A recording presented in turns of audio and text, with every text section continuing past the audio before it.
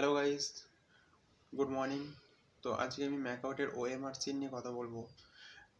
এখন কি হচ্ছে যে অনেকে এই ভুলটা করে আসছো, ঠিক আছে? খাতায় হয়তো রোল নাম্বারটা লিখলে, তো রোল নাম্বারের নিচে যে আমাদেরকে গোল গোল করতে হবে, ঠিক আছে? যে গোল করে ইয়েটাকে পূরণ করতে হবে ফর্মটাকে, ঠিক আছে? তো তোমরা সেটা করছো না, জাস্ট রোল নাম্বারটা লিখে দিয়ে নিচের গোলটাকে করে আসছো না।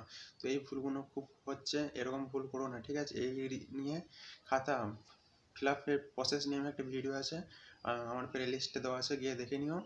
এরকম ভুল করো না, ঠিক আছে? এরকম ভুল করলে তোমার ব্যাকলগ আসতে পারে। খাতা যখন স্ক্যানে ধরবে না তখন তোমার খাতা কিন্তু ব্যাকলগে চলে যাবে, ঠিক আছে?